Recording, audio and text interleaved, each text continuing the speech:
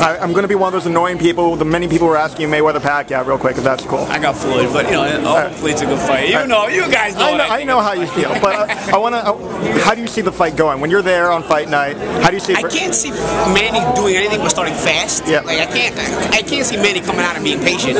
So, but I think the whole world knows that. I think Floyd kind of knows that. I think we'd all be shocked if Manny just sat on the back foot in the first round. I don't even know that Manny knows how to fight on the back foot. So I think Manny's going to step on the gas, but I think Manny's going to make an extra effort to step more on the gas and try to clip Floyd and get his attention or something. I think he has to. I think he has to somewhat get Floyd's attention in some kind of way, be it with some kind of pace, some comfortable pace, or land some kind of good shot.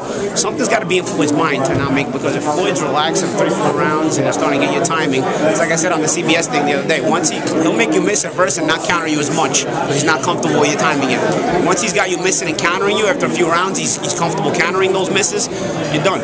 But it's only what it's going to lead to is you're going to second guess your own offense, and then you're going to want to fight. And if Pacquiao starts to second guess his own offense, he can't fight going backwards. I don't feel Pacquiao can fight going backwards. That's what Floyd does. Manny always made people think because of the hand speed and the timing, but Floyd always makes people think the way that B-Hop made people think. If you can't hit him, it's not just about hitting you. It's about the range control. If you're out here, how can you throw a punch? You got to close that range. You got to close that range safely. So, not to say that without closing range safely he's going to get knocked out, because let's say Floyd's not a one-punch knockout artist, but at the same time you got to close that range safely and not get scored on. And not get you get hit and then he's back out here and he's back out here before you know it.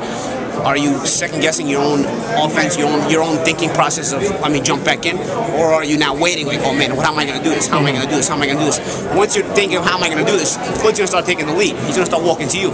Floyd's still a fighter. He's one of those slick fighters, but let's not get it twisted. Floyd will get aggressive when he has to. And so if it gets to that point, and Manny's going to fight going backwards, I don't know that he can. I see the fight kind of evolving that way.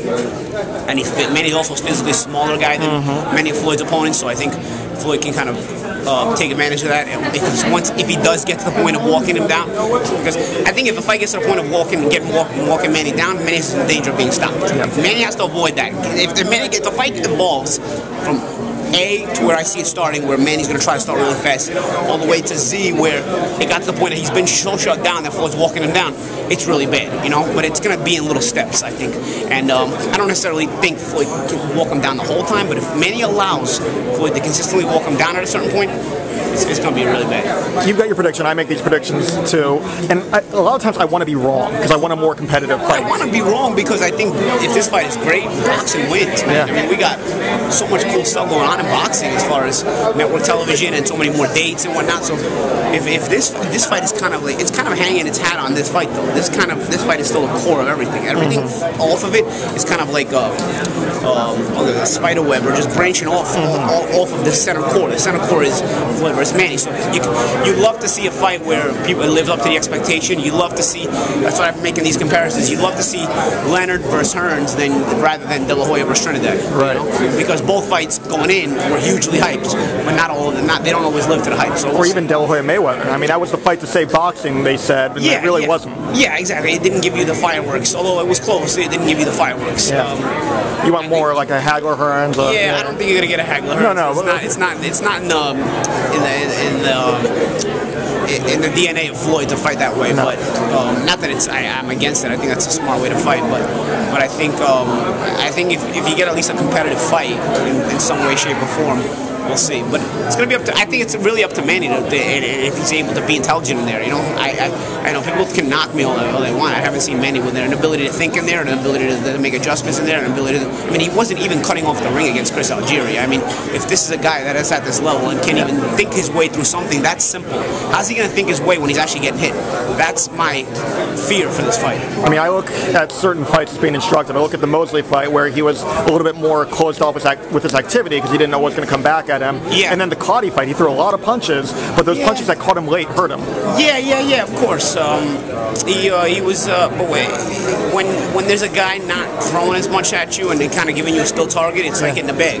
You know what I mean? So Cotty was a lot of the times giving you the African defense. A lot of African fighters give you this defense, but he's not changing range. So at least at worst you hit the punching bag. You know what I'm saying? So it's like you feel comfortable getting off.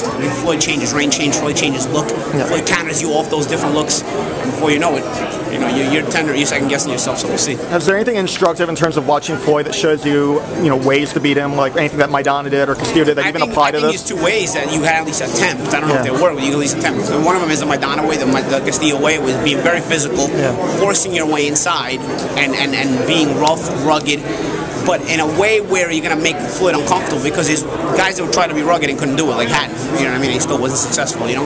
But guys like Castillo, Maidana, you have to be rough and rugged in an awkward way, and I don't think there's a specific way to be that way, you know what I mean? You have to be making Floyd uncomfortable somehow. I don't know, because I'm not even that kind of fighter, so I couldn't even tell you.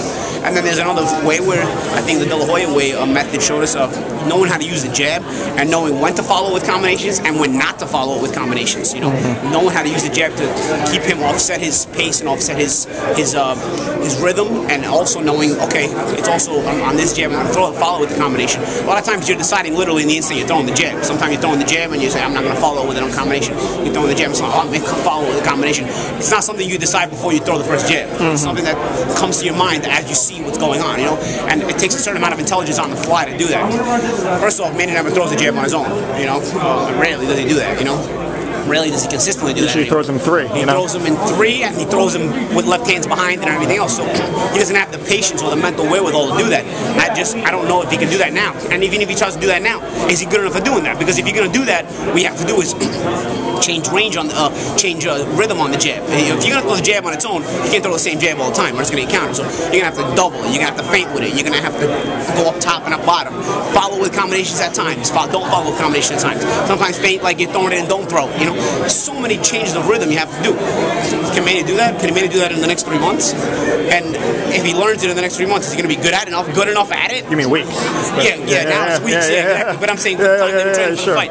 But you know, is he good? Or is he gonna, if he does learn it, is he going to be good enough at it since he's never done it before? Like, was he just going to try something new? And to do it against someone like Floyd. And to do it against someone like Floyd. So it's, you know, for me, it's up to Manny. For me, Floyd will do what he does, and because it's always worked, he's going to continue to do what he does.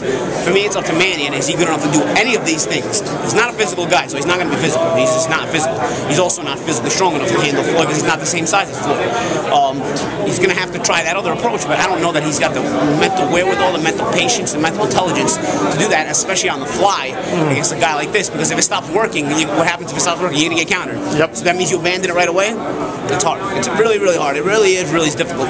Because one thing that the De La Hoya fight showed us, even De La Hoya stopped believing in it.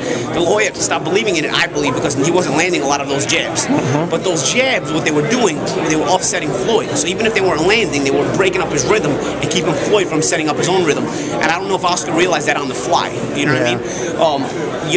If you know how to fight that way with that jab and mix that jab the right way on its own, it doesn't necessarily have to land for you to offset Floyd. If you can just offset him by keeping him thinking, keeping him busy, you'll eventually get to your own combinations when you want to. But the jab doesn't always have to land. It just has to at least keep Floyd busy, keep Floyd thinking. You know, again, it's so many building blocks to this. It's crazy. So I don't know. Do you think? Still talking. What you think? Pacquiao can outwork Floyd?